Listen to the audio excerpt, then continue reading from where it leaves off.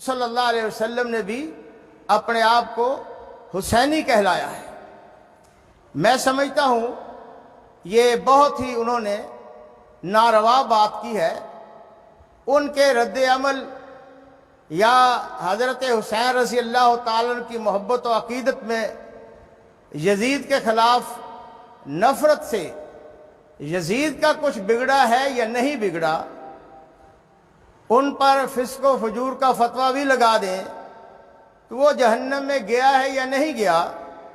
مگر جو شخص یہ کہتا ہے کہ نبی علیہ السلام نے فرمایا کہ میں بھی حسینی ہوں،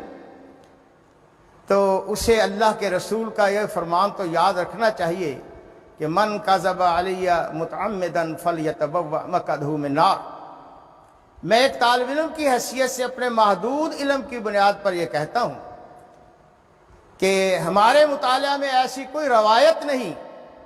نبی علیہ السلام کا کوئی ارشاد نہیں گزرا جس میں نبی علیہ السلام نے یہ بات ارشاد فرمائی ہو۔ تو آپ نے یزید کو تو پتہ نہیں آپ کے کہنے سے وہ جہنم جاتا یا نہیں جاتا، لیکن آپ اس وعید کے حقدار ضرور بن گئے اور خود کو خطرے میں ڈال لیا کہ شفا حفرۃ من النار تک اپنے آپ کو لے جائے۔ اللہ ہمیں سب کو پناہ دے، ہدایت دے، افراط و تفریط اور غلو سے بچنے کی توفیق دے۔ پھر اس ضمن میں بات یہی نہیں ٹھہر جاتی، میرا اپنا وجدان یہ کہتا ہے، میرا اپنا ایمان یہ کہتا ہے، نبی علیہ السلام سے میری محبت و عقیدت مجھے یہ کہنے پر مجبور کرتی ہے کہ یہ بات من وجہ نبی علیہ السلام کی توہین اور گستاخی ہے۔ ساری کائنات تو فخر کرے کہ میری نسبت محمد رسول اللہ صلی اللہ علیہ وسلم کی طرف ہے، میں محمدی ہوں، اور حضرت حسین رضی اللہ تعالیٰ عنہ کو بھی سب سے بڑا فضل، شرف اور اعزاز یہی ہے کہ ان کی نسبت بھی جناب سرور کائنات صلی اللہ علیہ وسلم سے۔ یہ اضافت اور نسبت تعظیم کے لیے ہے، اور تعظیم یا فخر یا اعزاز اور شرف اپنے سے بڑے کی طرف نسبت کی طرف ہوتا ہے۔ اگر بڑے کو چھوٹے کی طرف نسبت کی جائے تو شاید یہ عزت نہیں، یہ احترام نہیں، یہ تحقیر کے ضمن میں آتا ہے۔ یہ میں سمجھتا ہوں اگر یہ بات کسی اور نے کہی ہوتی، کسی غیر مسلم نے کہی ہوتی، تو شاید پورے عالم اسلام میں مسلمان جذبات سے میں برانگیختہ ہو کر اس پر توہین رسالت کا مقدمہ درج کرنے کی اپیل کرتے، درخواست کرتے، اسے مجرم ٹھہراتے۔ حضرت حسین رضی اللہ تعالیٰ عنہ کے مقام و مرتبہ سے کوئی اختلاف نہیں، کوئی انکار نہیں ہے، لیکن اس حد تک جا کر آپ نے حضرت حسین رضی اللہ تعالیٰ عنہ پر کوئی احسان نہیں کیا، ان کے مقام و مرتبہ میں کوئی اضافہ نہیں کرتا۔ جو شخص یہ کہتا ہے ان کی شان اس سے بلند نہیں ہوتی، ان کی شان اور مرتبے کے لیے تو وہ فرامین پیغمبر ہی بہت ہیں جو صحیح سے ہے، سند کے ساتھ ثابت ہے۔ اور اگر کسی کے ذہن میں یہ آئے کہ جی نبی علیہ السلام نے فرمایا یا اس کو مانوی طور پر کہا گیا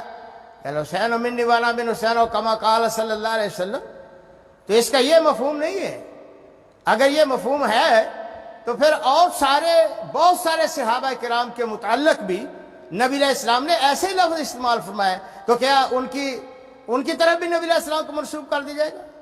پھر حضرت حسین رضی اللہ تعالیٰ عنہ نہیں ہے، حضرت حسن رضی اللہ تعالیٰ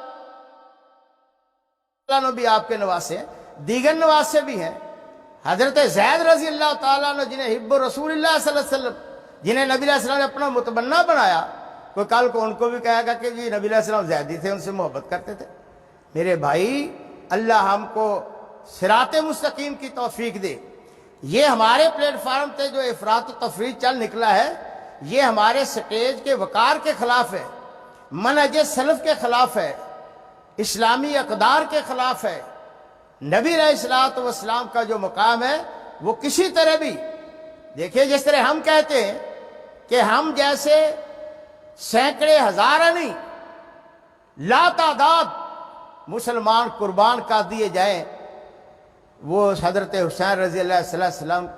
علیہ السلام یا رضی اللہ تعالیٰ کے مقام کو نہیں پہنچ سکتے، ہم ان کے خاکے پا کے برابر بھی نہیں ہیں۔ تو ہزارہ حسین رضی اللہ تعالیٰ عنہ کو نبی علیہ السلام کے مقام و مرتبہ پر قربان کیا جا سکتا ہے۔ حسین بنے ہیں، حسین شہزادہ جنت بنے ہیں،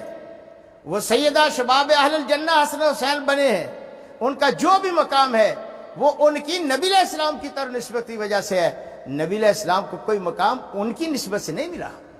یہ ہمیں خیال رکھنا چاہیے ہم کیا کہہ رہے ہیں۔ پھر خصوصاً اس اعتبار سے ہم محدثین اہل حدیث کا تو امتیاز ہے، وہ تو کسی ضعیف حدیث کو بھی بار خاطر نہیں لاتے۔ تو آپ ایک حدیث اپنی طرف سے من گھڑت، میں مشکور ہوں گا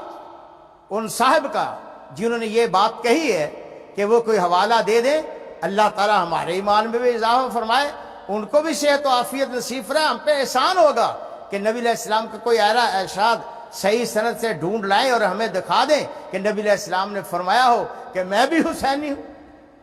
تو یہ بہت بڑی زیادتی کی ہے ہمارے سٹیج کے وقار کے خلاف، ہمارے عقیدے، ہمارے سلف کی روایات کے خلاف۔ اسی طرح دوسری طرف بریلوی علماء کرام ہیں جن کے متعلق عموماً تاثر ہے کہ وہ ایسی ہی چھوڑتے رہتے ہیں۔ آج تو ہم ان سے بھی آگے بڑھ گئے ہیں، آج اہل حدیث پلیٹ فارم سے ایسی چھوڑی جاتی ہیں جو کبھی کبھی اہل حدیث